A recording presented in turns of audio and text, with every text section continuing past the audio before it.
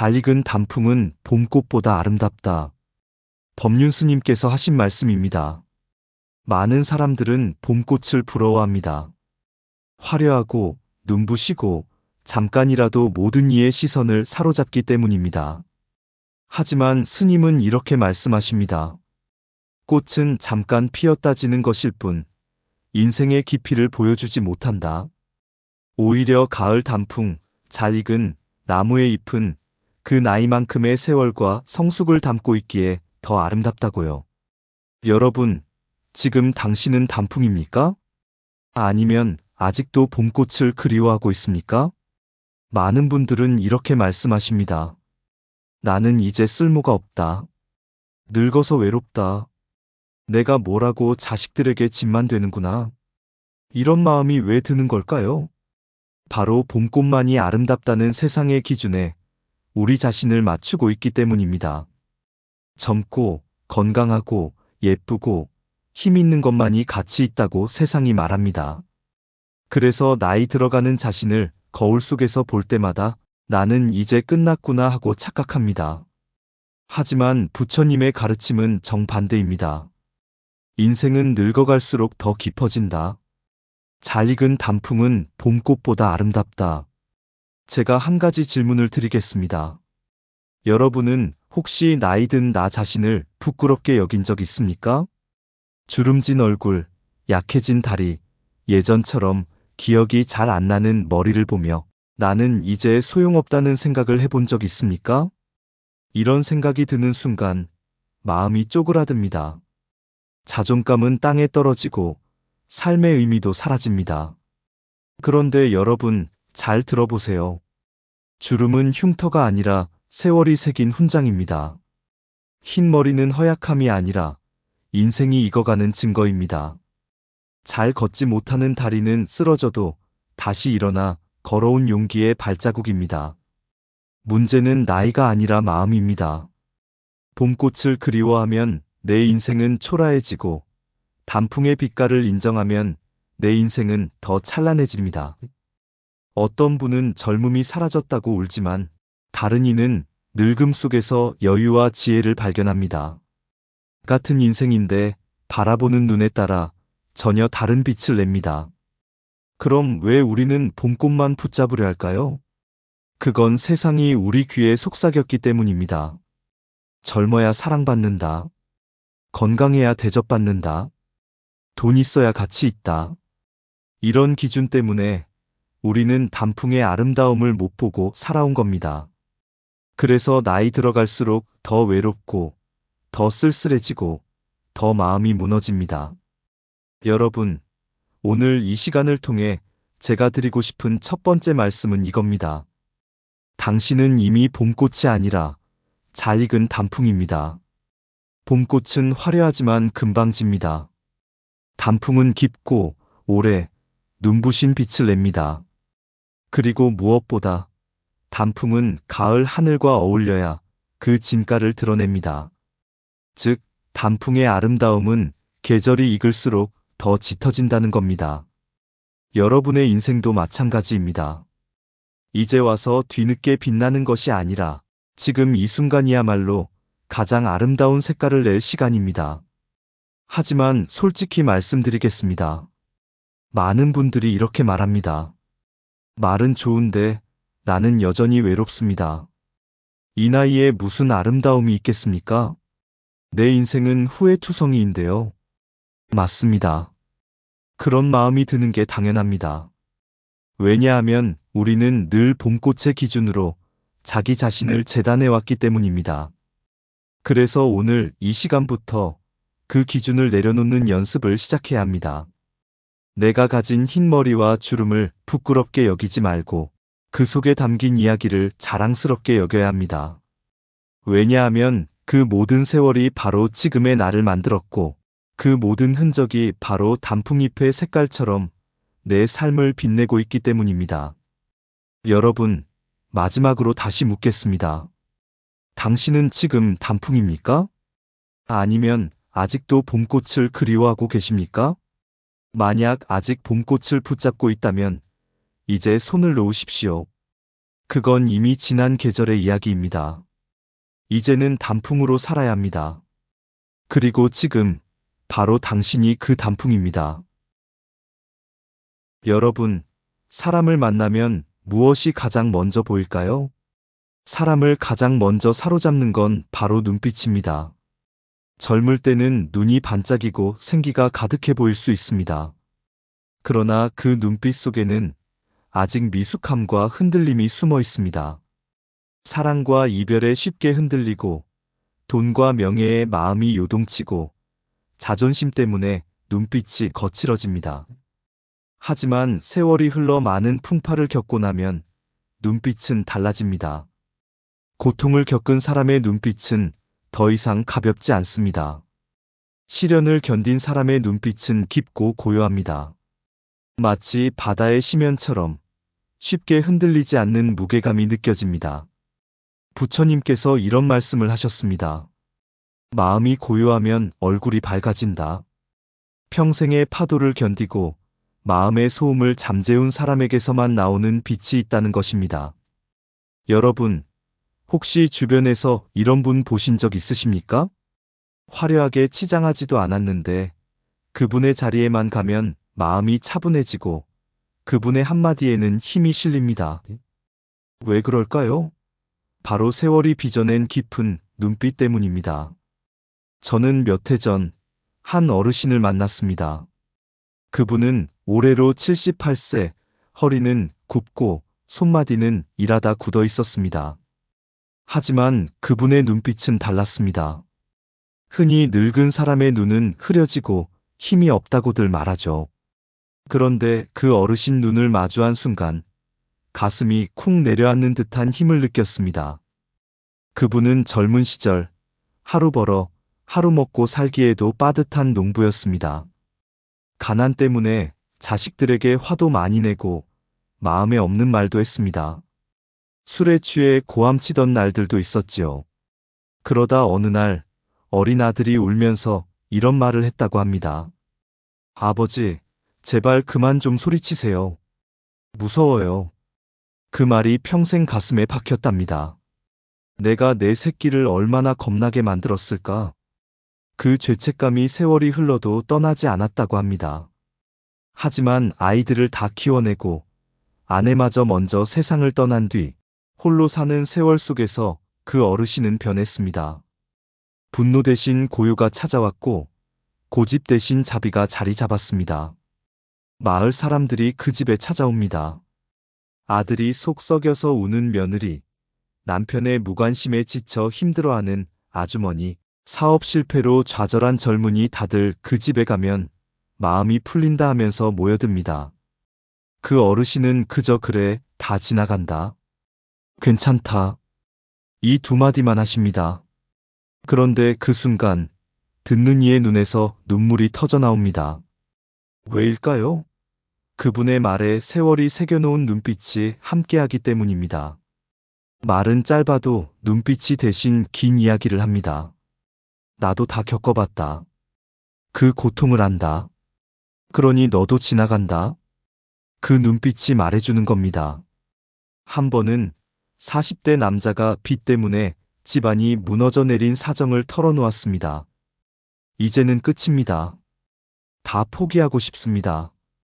그 말을 듣고 어르신은 오래 그 남자의 눈을 바라보다가 이렇게만 말했습니다.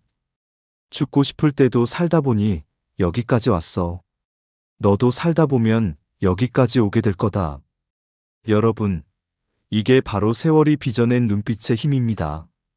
젊은이의 눈빛은 화려할 수 있지만 아직 얕습니다. 그러나 세월을 견딘 눈빛은 깊고 고요합니다.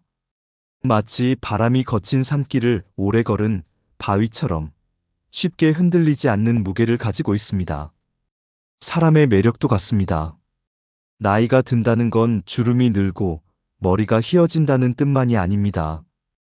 그것은 곧 세월이 내 안에 깊은 눈빛을 새겨 넣었다는 증거입니다. 혹시 거울을 볼 때마다 이 주름 좀 봐라, 내가 이렇게 늙었구나 하고 한숨을 쉬십니까? 하지만 그 주름은 세월이 당신을 외롭게 만든 흔적이 아니라 당신이 살아낸 용기의 기록입니다. 어쩌면 지금 당신의 눈빛이야말로 젊은 시절의 눈빛보다 훨씬 아름다울 수 있습니다. 흔들림 없이 자리를 지키는 산처럼, 깊고 넓은 바다처럼 그 눈빛에서 사람들은 위안을 얻습니다. 젊음은 잠시 빛나지만 세월이 빚은 눈빛은 사람을 감싸주고 세상을 밝혀주는 등불이 됩니다. 그리고 그 눈빛이 바로 지금의 당신에게 깃들어 있습니다. 여러분, 살아오시면서 가장 깊은 상처는 무엇이었습니까? 사랑하는 이를 먼저 떠나보낸 일, 가난에 자식을 굶긴 일, 말 한마디 잘못해서 평생 후회한 일. 우리 인생은 상실과 아픔의 연속이었습니다. 젊었을 때는 몰랐습니다. 아픔이 닥치면 그저 억울했고, 원망했고, 내 탓만 했습니다. 그런데 세월이 흐른 뒤에 깨닫습니다. 그 고통이 내 마음을 부드럽게 만들었다는 것을요. 부처님은 이렇게 말씀하셨습니다. 고통을 아는 이는 고통을 덜어주는 자가 된다. 내가 직접 아파본 사람이라야 남의 눈물을 알아챌 수 있습니다. 제가 아는 한 할머니가 있습니다. 젊었을 적 일하다 지쳐 돌아오면 아이들이 달려와 안아달라 해도 귀찮다, 저리 가라 하고 밀어내던 날들이 많았다고 합니다. 그런데 세월이 흘러 손주를 보게 되었습니다. 손주가 넘어져 울고 있으면 그 할머니는 예전처럼 괜찮다 하고 무심히 넘기지 못합니다.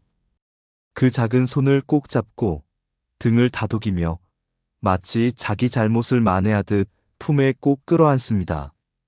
얘야, 내 아빠 어릴 적에 내가 미처 다 안아주지 못했다.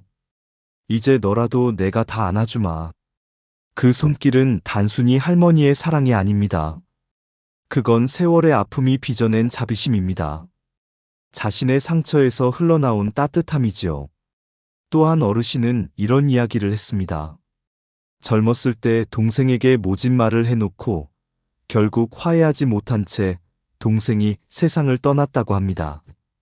그 후로는 남이 힘들다고 얘기하면 절대 가볍게 넘기지 못합니다. 내가 더 들어줄게. 내 얘기 다 해봐. 그러면서 상대의 눈물을 함께 흘려줍니다.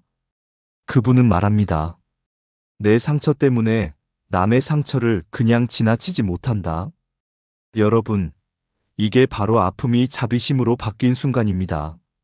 젊음은 화려하고 강합니다. 하지만 남의 눈물에는 서툽니다. 반면 노년의 마음은 상처투성이이지만 그래서 더 부드럽습니다. 부처님 말씀처럼 연꽃은 진흙 속에서 피어난다. 우리의 자비심도 바로 그 진흙 같은 아픔 속에서 피어나는 것입니다. 젊은 날의 우리는 늘 움켜쥐고 살았습니다.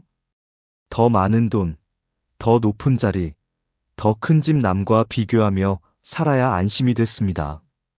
그런데 잡으면 잡을수록 불안했습니다. 부처님께서는 이렇게 말씀하셨습니다. 버리면 얻는다. 우리는 버리면 잃는다고 생각하지만 사실은 그 반대입니다. 버려야만 비워지고 비워져야 새로운 행복이 들어옵니다. 제가 아는 한 어르신 이야기를 들려드리겠습니다. 그분은 평생을 회사에서 승진 경쟁하며 살았습니다. 아이들과 놀아줄 시간도 없이 늘 서류와 전화기에 붙잡혀 있었습니다. 그렇게 달려온 세월 끝에 정년퇴직을 맞이했습니다. 퇴직 후 처음 몇 달은 견디질 못했습니다. 나는 이제 아무 쓸모도 없는 사람인가? 명함 하나가 사라지자 존재 자체가 사라진 것 같았지요. 마음은 허전하고 집안에만 있으면 괜히 초라했습니다. 그런데 어느 날 우연히 작은 텃밭을 가꾸게 되었습니다. 삽으로 흙을 뒤집고 씨앗을 심고 물을 주며 하루하루를 보내다 보니 놀라운 일이 벌어졌습니다. 마음속에 있던 불안이 스르르 사라지기 시작한 겁니다. 아, 돈도 자리도 필요 없구나.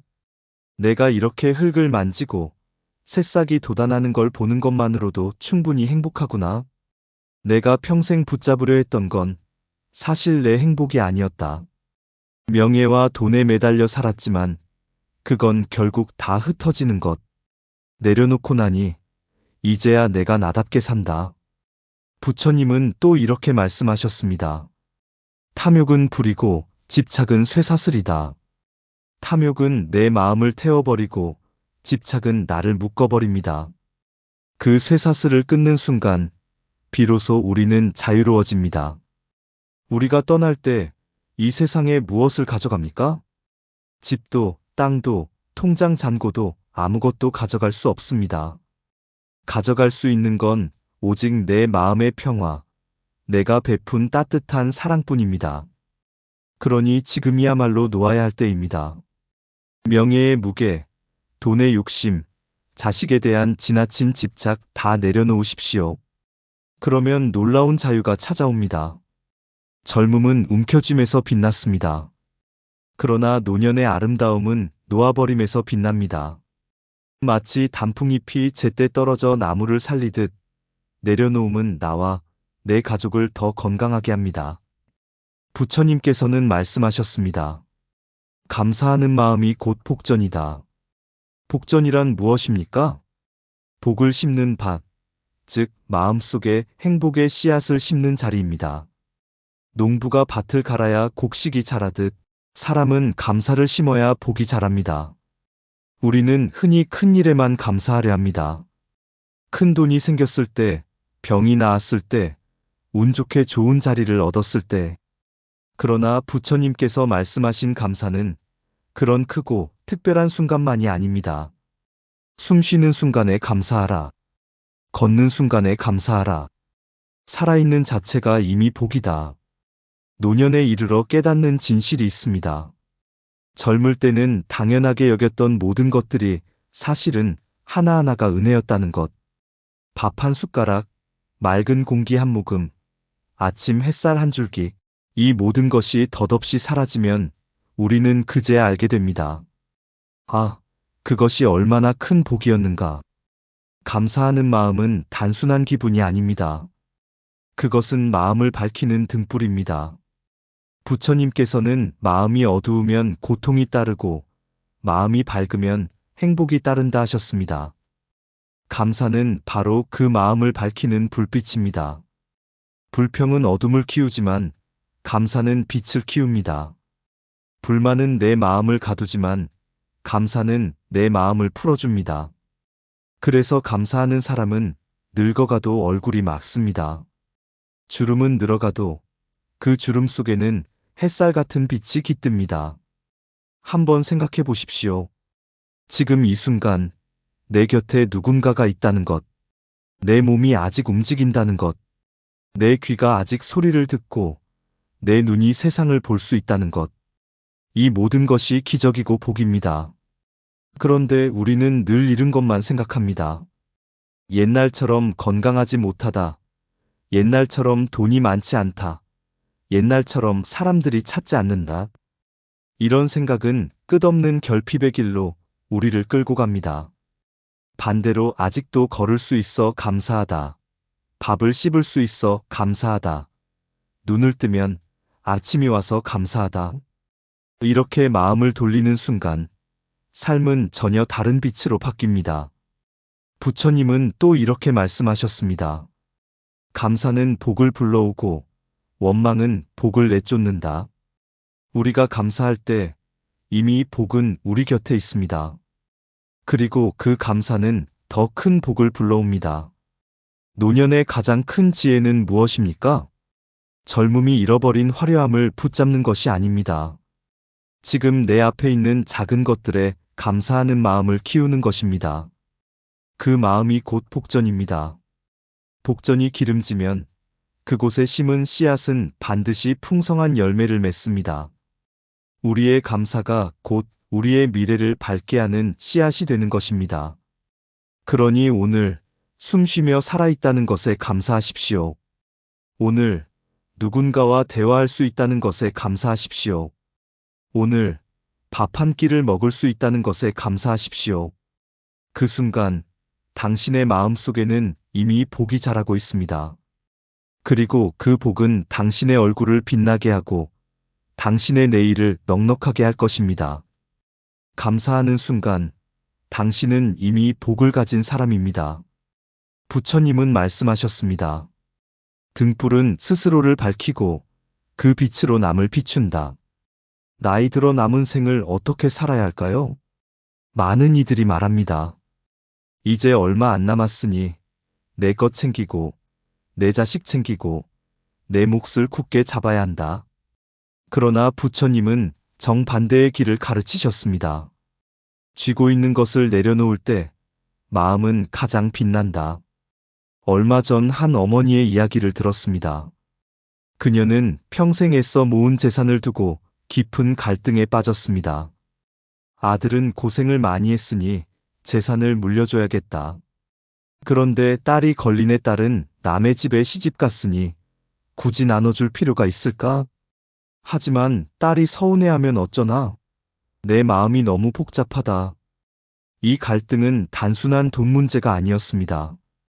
평생 가족을 위해 희생했지만 막상 마지막을 앞두니 무엇이 진짜 옳은가 하는 두려움과 집착이 그녀를 옥죄고 있었던 겁니다. 그때 법륜 스님은 이렇게 말씀하셨습니다. 유산은 누구에게 주느냐가 중요한 게 아닙니다. 그 자체가 집착입니다. 내 것이라는 집착을 내려놓고 바라지 않고 보시하는 마음을 내십시오. 이 말은 마치 번개처럼 가슴을 때립니다. 우리는 평생 내 것, 내 자식, 내 몫을 붙잡고 살아왔습니다. 하지만 마지막 순간까지 그것을 움켜쥔다면 우리의 마음은 결코 자유롭지 못합니다. 부처님은 말씀하셨습니다. 버리면 얻는다. 우리가 내려놓는 순간 그 빈자리에 평화가 들어오고 그 빈자리에 자비가 들어옵니다. 그 어머니는 큰 결심을 했습니다. 그래, 이제는 바라지 말자. 누구에게 주고 안 주고를 따지지 말자. 그저 내 가진 것을 내가 살았던 이 세상에 보시하자.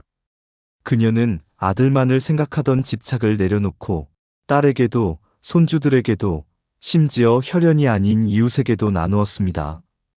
이건 네 몫이다. 저건 네 몫이다 하며 얽매이지 않고 그저 이건 내가 살아온 세상에 돌려드리는 선물이다 하는 마음으로 나누었습니다. 그 순간 그녀의 얼굴은 마치 수십 년 묵은 짐을 내려놓은 듯 환해졌습니다. 주름진 눈가에 눈물이 맺혔습니다.